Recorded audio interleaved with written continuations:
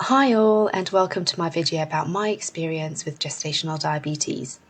I have to let you know I'm not a medical professional, and this is purely my account of how I dealt with gestational diabetes with my 2 pregnancies. Perhaps you've been diagnosed with gestational diabetes or your loved one has. Well, first of all, congratulations on your pregnancy. I know it's a very daunting time when you're diagnosed or your loved one is diagnosed with gestational diabetes, but don't worry, I want to reassure you that many mothers do go on to have very, very healthy babies. So try to keep the stress levels low and, get as much information as possible. Speak to your doctor, speak to your dietitian if you have one, and actually just get lots of information on what is the best course of action for you going forward to maintain a healthy pregnancy for the rest of your journey. So in this video, I will go through my diagnosis, including my symptoms, when in my pregnancy I was diagnosed and how I was diagnosed. I will also discuss how I manage my diabetes. I will specifically go through what I ate and what I did during my pregnancy. And I will also explain what happened during my birth without all the gory details and what happened to me after I gave birth with regards to the diabetes as well. So I have had 2 pregnancies, and with my first pregnancy I was in my early 30s, and I was around 3 months pregnant when I started to have symptoms. And these symptoms included waking up in the middle of the night to go for a pee. At first I thought it was a regular pregnancy symptom because you hear a lot about women needing to go to the toilet more. But in hindsight, that didn't really make sense because I was only 3 months pregnant. I wasn't even showing. The baby wasn't big enough to be pressing on the bladder. Another symptom was I was very thirsty when I woke up in the morning. I had a very, very dry mouth. Now, dry mouth can be a symptom of other things such as anemia, and other health conditions. But for me, maybe a bit ridiculous now thinking back, but I thought it was because I had the central heating on and the air was dry and it just made me very thirsty. I was also constantly hungry and craving sugar. I don't have a sweet tooth, but I really, really wanted chocolate. So when I was at work, I'd always be going to the vending machine and getting myself a bar of chocolate. And I thought at the time it was just pregnancy cravings. And the final thing that really made me actually sit up and take note was that I felt very itchy in my private parts. And it was basically thrush. I've never had thrush before. So to me it was a kind of a new sensation. I wasn't sure what was going on, so I actually went to see the doctor, and the nurse met me, and as soon as I explained my symptoms, she immediately said, "I think you've got diabetes." So she wanted me to give her a urine sample. She did a dip test with my urine and took my blood pressure, and sure enough, my dip test revealed really high sugars. She immediately referred me to the diabetes clinic at her hospital. I should also mention that I'm based in the UK, and we have a very, very good national health service here, the NHS. So thankfully everything was included. I didn't need to pay for it, and they're very, very speedy as well. A week after that appointment with the nurse, I went to the diabetes clinic in the hospital. It was part of their maternity ward, but it also had diabetes patients there as well that had nothing to do with pregnancy diabetes. I joined a group meeting with about 4 other pregnant women. They were a lot more far gone than I was. They were definitely in their final trimester. Their bumps were huge in comparison to mine. What was interesting to note was that we were all minority ethnic, which I found out at the time it was a very high-risk group. I would say that apart from the pregnancy bumps, I'd say that all of us were slim. Otherwise, we were not overweight. From what they said in the meeting, it sounded like they ate a very healthy diet. They were exercising as well, and unfortunately it's quite genetic based actually to get gestational diabetes. The midwife talked us through all the scary dangers of gestational diabetes, including stillbirth, birthing complications due to the baby being too large. It was quite frankly horrendous. I left feeling really scared, really upset. But, I want to reassure you that sometimes, maybe not all of them, but some midwives and nurses, I think they have to paint you the worst possible scenario. I think that maybe legally they have to. But at the same time, please remember that the vast majority of pregnancies do end up healthy and all the mothers end up very well. So whatever you do, please try to reduce your stress levels, because that does nothing to help diabetes. When we left the clinic, she gave us all glucose monitors and told us to track our sugar levels either 1 hour or 2 hours after every meal, and also first thing in the morning before we ate anything. So that was after breakfast, lunch and dinner. You may be asked to take your glucose reading after snacks, but she said no need for us, and she said to eat as per normal. Do not have a diabetes friendly diet, do not go low carb, just eat like we normally would, so it was a fair test. And she told us that if it's over a certain figure, then basically it was gestational diabetes and we would be diagnosed. The testing device was a small electronic device. You put in a disposable needle and press a button to prick your finger, just the tips of your fingers, just once, and then you squeeze out a small drop of blood into a testing strip that you would have pre-inserted into the monitor. It's really easy to use. The results are read very quickly. It's not pleasant, obviously. You're kind of jabbing your little finger with a small needle, but it literally feels like a small pinprick. It's not like an injection or anything like that. My sugar levels were in the diabetic range and I knew I had it. I think I didn't even need to take the whole week. I think 3 readings of high at the time you were diagnosed as having gestational diabetes.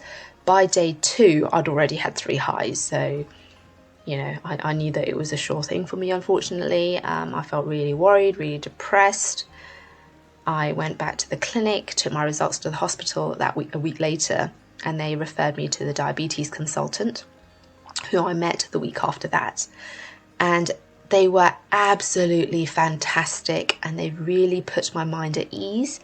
Thereafter, I went for monthly appointments where I met with a consultant who would review my glucose readings and discuss with me my treatment plan, if any. If I was able to manage it on a diet controlled basis, they left me to it.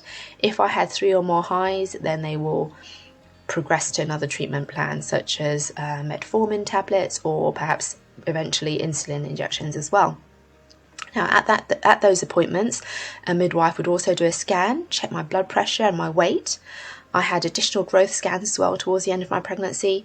Typically on the NHS, if everything is normal, you would have a 3-month scan and you will have a 21-week scan.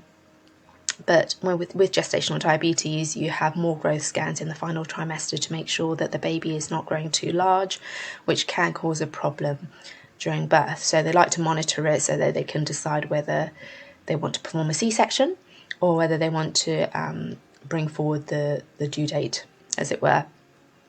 So for me, I successfully managed my gestational diabetes with diet throughout the entire pregnancy, from 3 months of being diagnosed right until the time that I gave birth with my first child. It was diet controlled. With my second child, I was also diet controlled. However, with my first child, my baby came right on the due date. With my second child, he came 1 month earlier. Now, perhaps it was to do with my gestational diabetes, or perhaps I would have had an early birth anyway. But in any case, both were thankfully healthy, they are well, and I'm really grateful for that, and also very grateful for the care that I received during my treatment plan. So I manage my diabetes with diet and lifestyle changes, and specifically I want to go through what I ate, because this is what I found very difficult to understand. I had no idea what was appropriate, what was not appropriate. You hear things in the news about not eating too much red meat and, you know, eat more vegetables, etc. And of course that is what you should do, but I didn't realise that with regards to diabetes, there were certain foods that I thought were okay to eat and are healthy, turns out not healthy at all. So the food that I could tolerate throughout my pregnancy, at the start, I could tolerate a lot more carbs and sugary foods. So all carbs are sugar. In the 3rd trimester, I cut out a lot of food because that's when my insulin resistance changed significantly. So what I could eat at the beginning of my pregnancy, I could no longer eat towards the end because it really spiked my sugar levels. So I want to go through specifically some things that I had for breakfast, lunch and dinner, and hopefully this will help you all in your journey of what to, plan in terms of what to eat. So for breakfast, between 3 and 5 months, I switched from white bread to seeded wholemeal bread. Big difference. White bread really made my sugar levels spike very quickly. With seeded wholemeal bread, it made a huge difference. Also, I cut out jams and any kind of sweet preserves like chocolate spread, etc. I switched to egg on toast, cheese on toast, or full fat butter on toast. I found that adding fats to the carbs that I ate really helped maintain a healthy sugar level. I also had nut butters as well. So in my first pregnancy, they actually told us to avoid peanuts because there's a risk of peanut allergy to children. In my second pregnancy, the advice had changed, and they said that you should actually introduce some peanuts because that might help your child to build up some resistance. Interestingly, my first child, where I avoided peanuts during pregnancy, does not have a peanut allergy. My second pregnancy, where I had a little bit of peanuts, he does have a peanut allergy. Now, I'm not saying that this is foolproof and therefore, you shouldn't eat peanuts, not in the slightest. I'm just sharing purely my experience. Would I have done anything differently? I don't think so, because you just don't know what happens with regards to allergies. But if you don't want to have peanut butter, you can also have almond butter or cashew butter. I also switched from very sugary cereals to plainer cereals such as Weetabix and Bran Flakes, and I also had porridge, which was really nice when it was wintry and cold, which is what happened when I was first diagnosed. It was in the winter. Now, that was a 3 months to 5 months period, but when I hit the 5 months to 7 months period, I found that I could no longer eat toast and cereal with milk at breakfast. I could eat porridge, but I had steel cut oats instead of instant oats. That made a huge difference.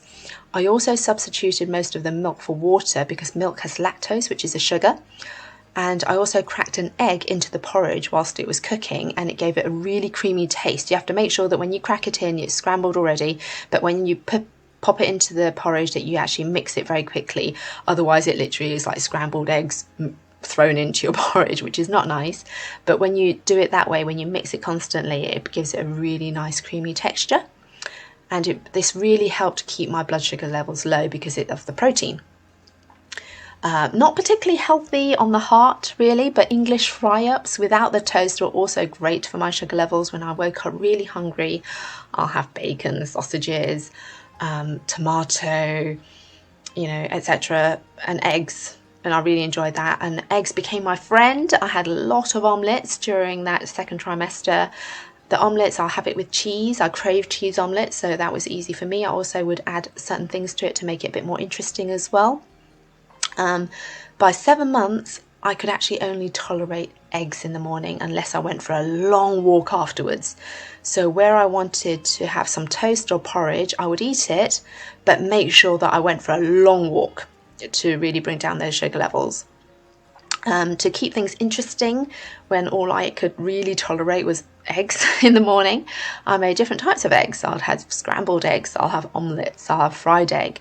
I'll add things to it such as courgettes, tomatoes, mushrooms, bacon, cheese, ham and salmon. I'll cook it all together, and spinach into the omelette because a lot of pregnant women are actually prone to having anemia during pregnancy. I didn't. I went the opposite way. My iron levels were superb. But yeah, keep it interesting that way. It does take a little bit longer, but I think that once you get into the habit of waking up a little bit earlier to make it, it's a lot more nutritious breakfast, and you feel fuller for longer as well. Now, moving on to lunch, I was working throughout my pregnancy, and I used to buy lunch at work, and typically I'd buy a sandwich. Unfortunately, sandwiches were a no-no for my sugar levels, so I cut out the sandwiches completely. I even tried the wholemeal seeded sandwiches, but at lunchtime, for some reason, it really spiked my sugar levels. So instead, I had lots of salads with lots of greens. I would ensure that I reduced the onion and sweet corn in my salads, as they're really high sugar and would spike my bloods. I also made sure I had some form of protein in it too. So whether that be some kind of a meat, tofu, cheese. I did also have carbs. I never cut out carbs completely because they don't advise that, because it can lead to ketones, which is not healthy as well when you're pregnant. So what I did was I made sure that I had a fistful of some kind of carbs, for example, rice, added to my salad as well, and mix it all together. There was a really good salad shop near me where you can pick and choose what you wanted. I also had a lot of soups. I had all different types of soups, so it's really nutritious. I would sometimes have a seeded brown roll with it, a small one, and that was okay.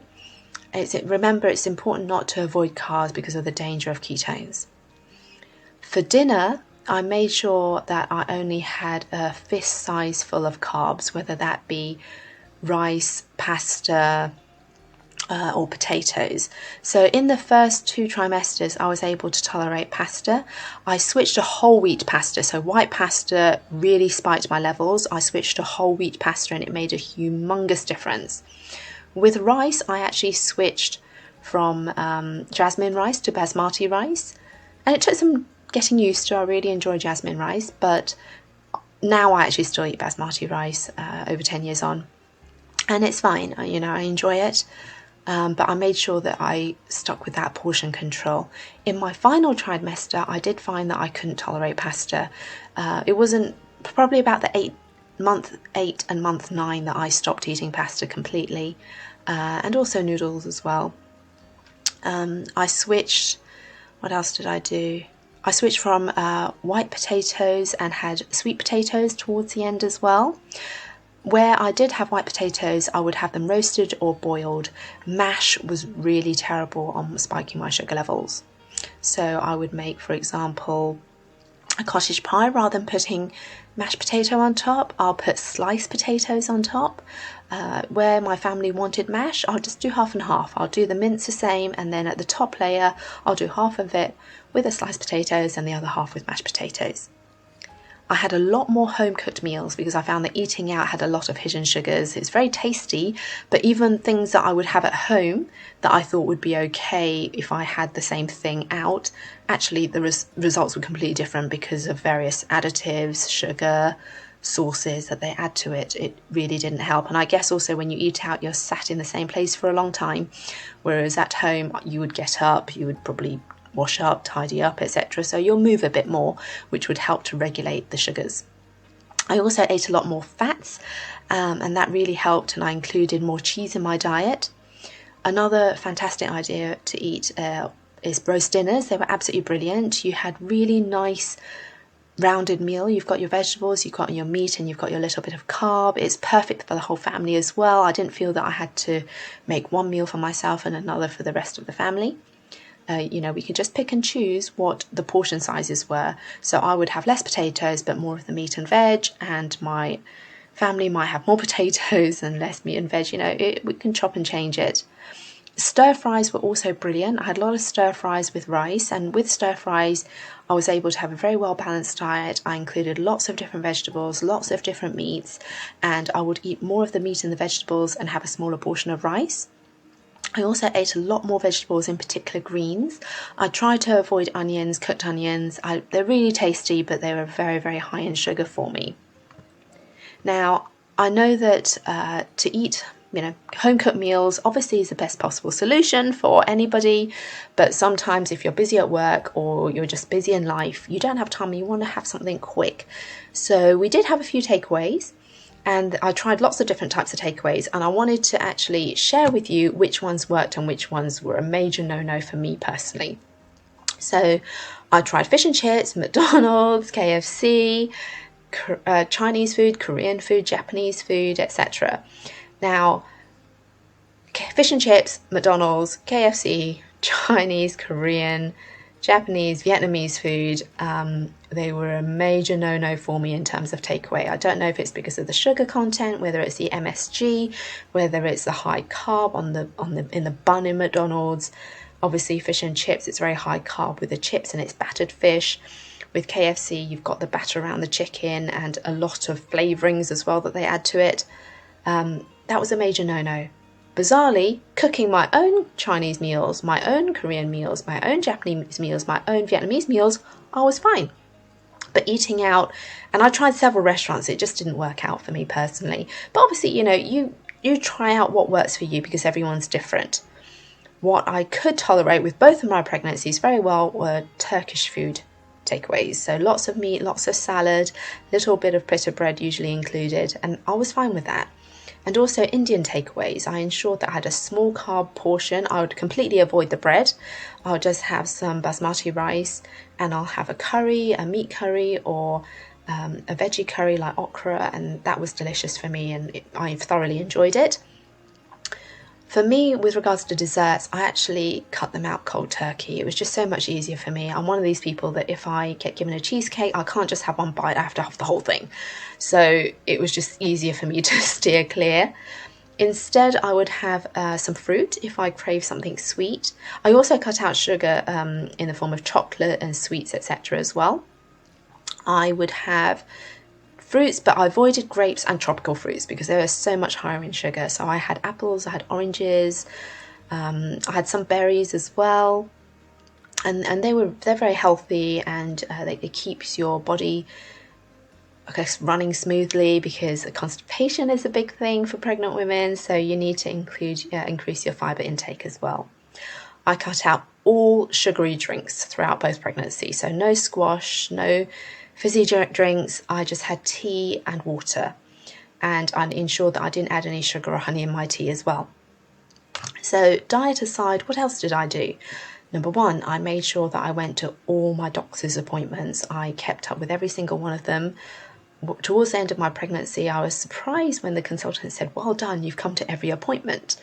And I was shocked because I just assumed that everyone would. And he said, "No, you'll be surprised. Many people miss them, and they don't keep on track with their checks, and therefore they jump straight to insulin." So it's always good to actually keep up with the appointments. Now, I understand it's completely different for everyone because everyone has to work. It might be hard for you to take time off work. But in most countries, it is your right to take time off for doctor's appointments. So please look after yourself, look after your baby, and make sure you actually make these appointments. I had lots of long walks. I didn't exercise pre-pregnancy, so they definitely didn't propose for me to start mad, crazy exercising during pregnancy, but I had a lot of long walks. So after I'd eat something at work, I would go for a short stroll afterwards. After dinner, I would also go for a short stroll. For breakfast, I'll make sure I eat, and then I'll walk to the station before I took my train into work. And then when I got out the other end, rather than take a bus, I'd make sure that I take a walk to the office as well. Another big thing for me is I slept earlier. I don't actually sleep much, and it's a really bad thing, but I found that when I slept earlier, that really helped. Having insufficient sleep really spiked my levels, so I made sure that I got a good, well-rested sleep every single night. I also kept very well hydrated. I drank a lot of water. I always had a water bottle by my desk, and I monitor how much I actually finish it, and I watch myself finish it before I go and top it up, so I'm very aware of how much fluid intake I've taken. I now want to talk a little bit about what happened with my births. So my growth scans that I had in the final trimester showed that both babies were tracking fine. They were a bit worried about my first baby. They said, "Oh, looks like it's tracking at 8 pounds." And this is just when I hit 8 months pregnant, which worried me. Turns out it was completely off. My son was born 6 pounds 6. He was just really long. So the growth scans were not completely accurate, but obviously it's important to still go for them because they are a good indication.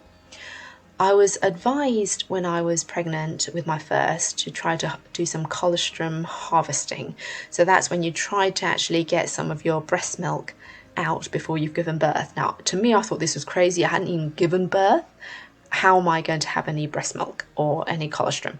So I met a friend at the clinic, and it worked well for her. She said that she managed to squeeze out quite a lot, and she froze it. For me, nothing happened. You have ways to actually warm the breast, massage it, and to squeeze it out, but for me it was literally a few drops, and I did freeze it, but when I took it out I just thought, I can't see anything in it. But definitely speak to your midwife about trying that. With my second child, they didn't suggest it. They actually just said, look, if it didn't work the first time, you can give it a go, but don't stress yourself out. And I think I tried once and it didn't work out, so I just completely gave up, to be honest with you. I was not allowed a home birth or allowed to give birth in a birthing centre. So in the UK, You can give birth at home, you can give birth in a birthing centre, or you can give birth in an actual hospital. For me, during my pregnancies, they said that I had to be in the main hospital just in case there were complications. There is a higher risk of birthing complications, and they just want to make sure that you're surrounded by the appropriate medical staff and equipment to deal with any problems that may arise. Now, I want to reassure you that I didn't actually have any of these issues. I had some problems with my second child because he was a month earlier, but there were no issues in terms of an oversized baby or issues with our sugar levels where I had to be rushed to have a C-section or anything like that. Now, for me, I had to give birth in a main hospital, and I preferred this personally. The rooms were really comfortable, they're private, the midwives are brilliant, and for me personally, I just felt a lot more at ease. They were very flexible in terms of what I could bring in. I could bring in my own music, I could bring in my own ball, the birthing balls that you sit on.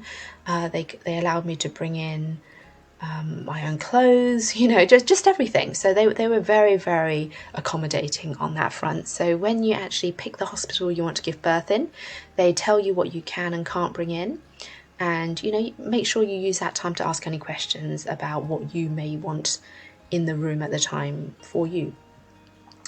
So they told me that I may need a C-section just because gestational diabetes babies are prone to being large. But C-sections, obviously, is major surgery, but so many people have them.